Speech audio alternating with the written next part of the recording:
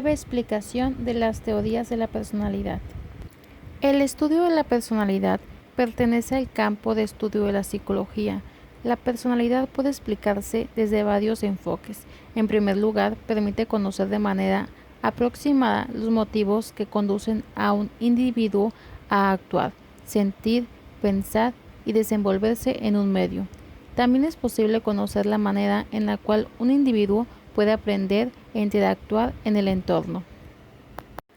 La personalidad no es un artículo que se pueda cambiar, encontrar o adquirir, y resultaría estéril hablar de personalidad sin entender realmente qué significa o qué se desea expresar con ese término. Desde el nacimiento, cada persona tiene su propia personalidad, aunque ésta no es determinante, sino más bien hace referencia a ciertas características propias que con el tiempo y con la influencia de diferentes factores se irá estructurando y modificando. Las habilidades de un individuo y su integración a los diferentes grupos sociales dependerán de la personalidad que se desarrolle, y ésta permanecerá en el tiempo y de acuerdo a distintas situaciones. La personalidad se configura por dos componentes o factores. El primero, el temperamento. Todos los seres humanos poseen una herencia genética, es decir, las características que se heredan de los padres, como por ejemplo el color de ojos, el tono de piel e incluso las enfermedades. El temperamento es un componente de personalidad porque determina de alguna manera ciertas características de cognición, comportamiento y emociones. En segundo, el carácter. Se denomina carácter a las características de la personalidad que son aprendidas en el medio. Por ejemplo, los sentimientos son innatos, es decir, se nace con ellos, pero la manera en cómo se expresan forma parte del carácter. Las normas sociales, los comportamientos y el lenguaje son solo algunos de los componentes del carácter que constituyen a la personalidad. El psicoanálisis ha sido una de las ramas dentro de las ciencias de la salud mental que ha estudiado la personalidad en el ser humano. Sigmund Freud, quien desarrolló todas las teorías de la psique humana y en consecuencia la formación de la personalidad, es considerado el padre del psicoanálisis. La teoría del psicoanálisis comprende varios elementos primordiales. Antes de explicar cómo se desarrolla la personalidad, es necesario conocer tales factores. Existen tres postulados que son pilares dentro de la teoría psicoanalítica: lo inconsciente, lo preconsciente y lo consciente. Freud no fue quien concibió estos conceptos, de hecho, existían antes de que el psicoanálisis se desarrollara. Lo consciente, o mejor dicho, la mente consciente, hace referencia a lo que el ser humano ubica normalmente, de lo que se da cuenta: las sensaciones físicas, las emociones, los recuerdos y los pensamientos. De manera psicoanalítica, podría decirse que es el material que se encuentra disponible, que no requiere dificultad para expresarse. La funcionalidad del consciente es percibir y registrar lo que ocurre en torno a la persona. El inconsciente es todo aquello que es inaccesible, tanto para la persona como para el psicoanalista y los demás. Del mismo modo, es una parte muy primitiva en el ser humano, oculta material en lo profundo de la mente humana, información que quizás nunca llegue a emerger, es decir, es material que difícilmente se puede llegar a conocer. El material preconsciente es información que de alguna manera se encuentra disponible. Sin embargo, es complicado entender esta información debido a la manera en cómo se manifiesta en el individuo. El modo en el cual se puede acceder a este material puede ser mediante los sueños, las fantasías y los recuerdos. De hecho, este material con el que el psicoanalista trabaja mayormente en sus pacientes. La funcionalidad del preconsciente es hacer disponible como un filtro la información inconsciente a la parte consciente del individuo, así como retener información que sea inaccesible y guardarla en el inconsciente. Cabe destacar que estos tres elementos, inconsciente, consciente y preconsciente, son integrados de la mente humana y que no pueden separarse. Además, son característicos de la configuración de la personalidad. El psicoanálisis denomina a esos tres componentes como aparato psíquico. Sigmund Freud teorizó la manera en cómo se desarrolla el aparato psíquico en las personas en términos psicoanalíticos. Este desarrollo tiene un proceso que inicia de manera muy temprana, desde antes de nacer. Al nacer y hasta el primer año de vida, Freud menciona que ese periodo significaba bastante en la formación de la psique humana, sobre todo el inconsciente. En esa etapa se desarrolla lo que él llama ello, que también forma parte del aparato psíquico. El ello está constituido por los instintos y deseos básicos que Freud denomina pulsiones, las cuales describe en dos categorías. 1. Pulsión de vida.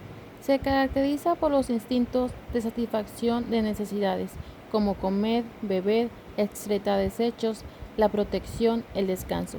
Es decir, instintos que tienen que ser satisfechos para garantizar la supervivencia de todos los organismos. 2. Pulsión de muerte. Está caracterizada como una pulsión agresiva que provoca que los organismos rechacen lo que no les agrada, que destruyan o agredan aquello que les amenaza. Freud llamó superyo a la incorporación de normas sociales, reglas de comportamiento, deberes y obligaciones.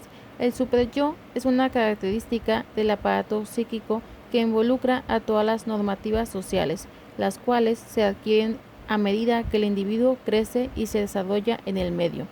La familia es quien primero se encarga de enseñar estas normas de comportamiento social al niño. Este proceso de socialización implica que la satisfacción de necesidades, es decir, las pulsiones básicas, adquieran un mecanismo en el cual puedan satisfacerse, pero sin que esto comprometa su adaptación social, debido a que las pulsiones no pueden emerger con libertad. El individuo tiene que elegir la manera en cómo satisfacer estas necesidades. Este proceso de elección y filtro entre las pulsiones del ello y las imposiciones del superyo, Freud lo denominó yo. En el aparato psíquico, el yo es la parte que se desarrolla con posterioridad en el individuo, debido a que tiene que aprender a controlar, a filtrar y a elegir el modo en cómo debe satisfacer sus instintos. El yo tiene la tarea de filtrar información procedente del ambiente, normas y reglas, y del ello, deseos e instintos, para ser funcional en el ambiente social. La forma en cómo el individuo equilibra deseos e imposiciones sociales constituye la personalidad. La predominancia del ello, del yo y del superyo determinan las características de la personalidad en el adolescente. Es un joven en el que predomina el superyo. Estará muy atento a las demandas sociales, teniendo cuidado de seguir las normas y de no quebrantarlas. La atención que se brinda a sí mismo será escasa, por lo tanto, la satisfacción de sus instintos será, en términos psicoanalíticos, reprimida. Así como Freud describe el proceso por el cual el aparato psíquico se desarrolla y los elementos que intervienen en su desarrollo, también existen etapas en el ser humano a las cuales Freud describe según lo que ocurra en diferentes estados del individuo. A estas etapas, Freud las denominó de desarrollo psicosexual y son las siguientes. 1. Etapa oral. 2. Etapa anal. 3. Etapa fálica. 4. Etapa de latencia. 5. Etapa genital. En estas etapas existe un desarrollo de tipo sexual en el organismo. Para el psicoanálisis, la sexualidad es una energía que se dirige hacia los objetos en específico, que existen tanto en el ambiente como en el individuo. Esta energía sexual tiene una dirección específica respecto a la etapa de desarrollo del individuo. La adolescencia se encuentra ubicada en la última etapa, es decir, la etapa genital. La sexualidad en esta etapa no se refiere de momento a la cuestión reproductora o erótica. Aquí el adolescente con esta energía sexual genera vínculos. El adolescente busca propiciar una relación con objetos de amor y cariño, los cuales están afuera de él mismo. Los pensamientos, las acciones y los afectos en el joven tienen una dirección distinta de cómo se encontraban anteriormente. Por ejemplo, la satisfacción de necesidades primarias corresponde en el desarrollo psicosexual a las primeras etapas en la adolescencia. Se modifica en el sentido de que el individuo deja de verse a sí mismo como lo único que importa, como lo es de recién nacido, y demanda atención constante. La fase oral va desde el nacimiento hasta los 12 meses. La fase anal desde el primer año hasta los 3 años. La fase fálica de los 3 años a los 5 años. La latencia de los 5 años a la pubertad. La fase genital, pubertad a la madurez. El psicoanálisis y la psiquiatría clasificaron al ser humano dependiendo de las características en cuanto a criterios de una personalidad patológica en 3 bloques, tipos o clúster de personalidad. Clúster A: personalidades paranoica, esquizoide, esquizotípica. Clúster B: personalidades limítrofe, narcisista, histriónica, histérica, antisocial, psicopática. Clúster C: personalidades dependiente, evitación, obsesiva, compulsiva. Cada uno de los tipos de personalidad se dividen y clasifican de tal manera debido a que comparten características en común. Es decir, la personalidad del tipo A se clasifica y ubica así porque comparte características similares. Lo mismo sucede con los otros 2 tipos de personalidad. Sin embargo, es importante resaltar que a pesar de que se clasifican de determinada manera, un individuo puede poseer algunas características de otro tipo. Por ejemplo, alguien puede tener una personalidad narcisista, pero también tener algunos rasgos obsesivos compulsivos y paranoides debido a las actividades que realiza. En resumen, cada uno de los individuos pertenece a un determinado tipo de personalidad. Sin embargo, eso no significa que no pueda tener características o rasgos de otro tipo. Erik Erikson fue un psicólogo estadounidense que desarrolló una teoría del desarrollo humano con base en etapas. Estas inician desde el nacimiento del ser humano hasta que muere, a diferencia de algunos teóricos como Sigmund Freud, que exponían etapas que llegan hasta la adolescencia. Erikson plantea etapas de desarrollo continuo. Las características del desarrollo se manifiestan en 8 etapas del ciclo vital y consisten en búsqueda y adaptación del ser humano al ambiente. En cada etapa existen fuerzas antagónicas que se encuentran en conflicto y tienen como objetivo que el ser humano obtenga un logro al finalizar la etapa. Primera etapa: confianza contra desconfianza. Inicia desde el nacimiento hasta los 18 meses de edad. En esta etapa, el bebé necesita de cuidados constantes, principalmente de la madre, comida, protección, calor y atención. Segunda etapa: autonomía contra vergüenza. Esta etapa se ubica entre los 18 meses y los 3 años de vida. Durante este periodo, el niño inicia con el desarrollo de su aparato locomotor. Sus huesos y músculos se desarrollan, así como el control de esfínteres para eliminar los desechos del cuerpo. Tercera etapa: iniciativa contra culpa. Esta etapa se desarrolla entre los 3 y 5 años de edad. Durante este periodo, el niño alcanza una actividad superior a la anterior, porque ahora tiene dominadas casi por completo sus capacidades locomotoras. Por lo tanto, con la exploración y la curiosidad que posee, el niño ahora tiene la posibilidad de expresarse al acudir a sitios donde antes no podía. Puede desplazarse con mayor libertad. Cuarta etapa: laboriosidad contra inferioridad. Esta etapa comprende de los 5 a los 13 años de edad. Durante este periodo comienza formalmente la instrucción escolarizada. La exigencia por parte de padres y maestros se incrementa debido a que las tareas y el aprendizaje aumentan. La competitividad con otros compañeros, así como la sociabilización, tiene especial atención. Quinta etapa: búsqueda de la identidad contra difusión de la identidad.